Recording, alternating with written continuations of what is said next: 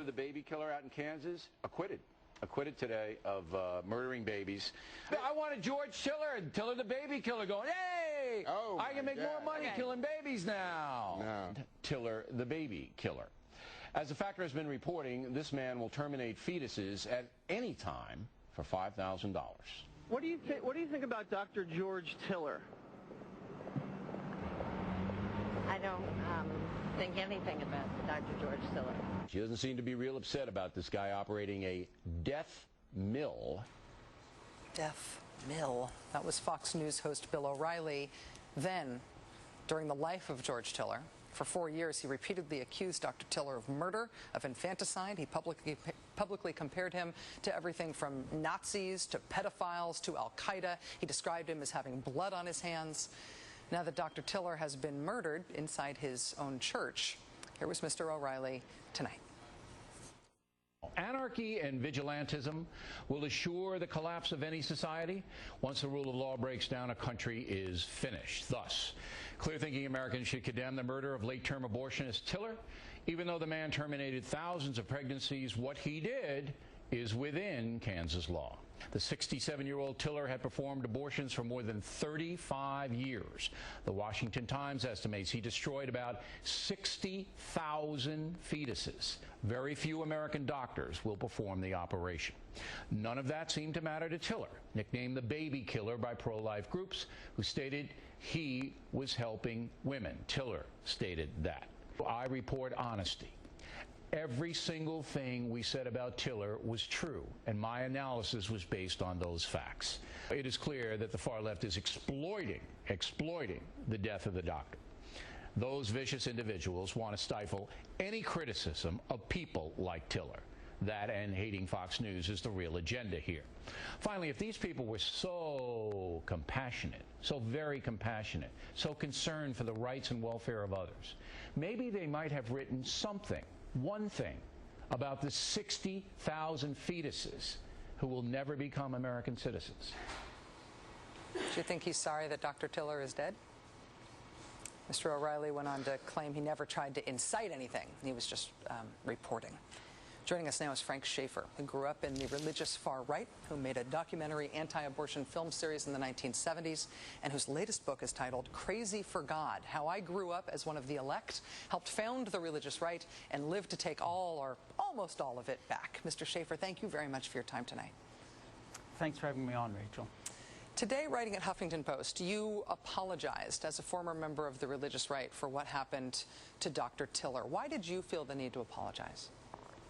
Well, words have consequences, and what we did in the 70s and 80s, my father, Dr. Francis Schaeffer, Dr. C. Everett Koop, who became Reagan's Surgeon General, members of the Republican Party who worked with us to make abortion part of the Republican agenda, the Roman Catholic allies that we had in the church, various people, we talked, and our talk got more and more extreme and less democratic, until finally my dad actually went so far as to write a book called A Christian Manifesto, where he said that the use of force to change Roe v. Wade and roll back the law legalizing abortion would be legitimate, and he compared Roe and the American government to Hitler's Germany in the 1930s. And when you look at what happened to Dr. Tiller, there's a direct line connecting the rhetoric that I was part of as a young man and this murder.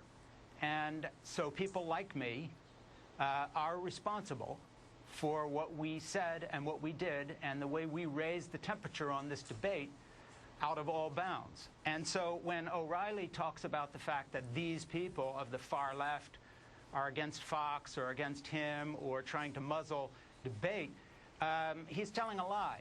I am not a member of the far right. Until I voted for Barack Obama in the last election, I'm a lifelong Republican. And I am still pro-life. I also believe abortion should be legal. But I agree with Barack Obama when he says we ought to find ways to help women, help children, give contraceptives, sex education to lessen the number of abortions. I think abortion is a tragedy. But I also think that pretending that you can call abortion murder and Tiller the baby killer, et cetera, et cetera, et cetera, and that these words don't have an impact is crazy. So this is what helps unhinge a society, talking like this. And I was part of that, and that's why I apologized. and I would apologize again. I am sorry for what I did. And I think that people who say extreme things should stand up and take the consequences and admit when they were wrong. And in this case, we were wrong. We were wrong morally, and we were wrong politically. And as a believing Christian, I was wrong in terms of someone who says he follows Jesus Christ. There are a lot of people in this country, obviously, who are part of the pro-life movement, the legal pro-life movement, and who hold pro-life views and who seek to change the laws of this country about abortion. There's obviously what I consider to be a terrorist movement who believes not that the laws should be changed, but that the laws should, but that people who are legally engaged in providing abortion services are legitimately targets of violence, that they should be intimidated, harassed, and in some cases killed.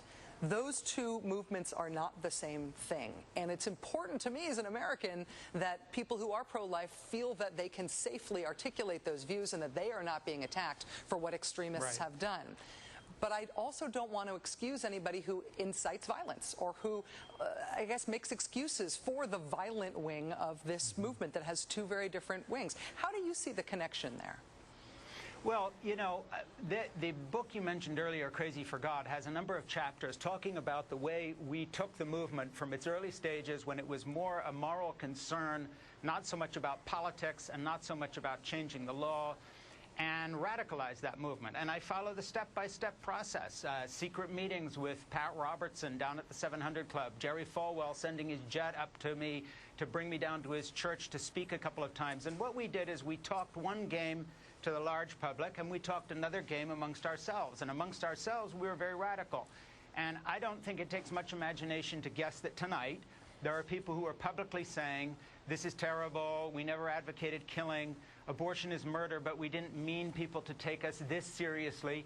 But in private, you know, if these folks popped champagne bottles, they would be drinking a toast to this murderer tonight.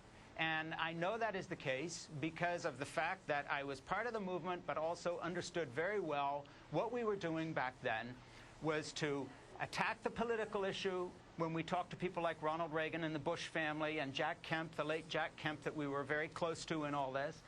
But on a private side, we also were egging people on to first picket abortion clinics, then chain themselves to fences, then go to jail. We knew full well that in a country that had seen the assassination of Dr. Martin Luther King, two Kennedy brothers and others, that what we were also doing was opening a gate here. And I think there's no way to duck this. We live in a country in which guns are all over the place. We have plenty of people with a screw loose, plenty of people on the edge. It only takes one. And what scares me is that I see the rhetoric of the Republican Party right now, including the former vice president, about our newly elected African-American president, has the same sort of coded stuff in it. He's not a real American. He's making America less safe. He's a secret Muslim. Some Christians in the same groups that are pro-life groups are running around saying he's the Antichrist. They also know full well that we have people out there who would take it to the next step and say, well, gee, if he's the Antichrist, if he's anti-American, if he's a communist, maybe the best thing we can do is pull another trigger some other day. We live in a country where people get killed for their views sometimes. We're a very divided nation coming out of this culture war. It is irresponsible for people to just make these wild statements like Bill O'Reilly does and then step back after it happens and say, oh, I never meant that. Yes, they did mean it. They meant exactly what they said. And when you start calling people those sorts of names, the way I did back in the 70s and early 80s, for which I am apologizing today, not just because of this, but other incidents like this, if people don't stand up and actually take back these words, take back these angry words, they are still culpable for the next event that happens. And we need to be able to just call it what it is. Frank Schaeffer is author of the book Crazy for God, How I Grew Up as One of the Elect, Helped Found the Religious Right, and Lived to Take All or Almost All of It Back. Mr. Schaeffer, it's just bracing testimony from you tonight. Thanks for being here on the show. Thanks for having me on.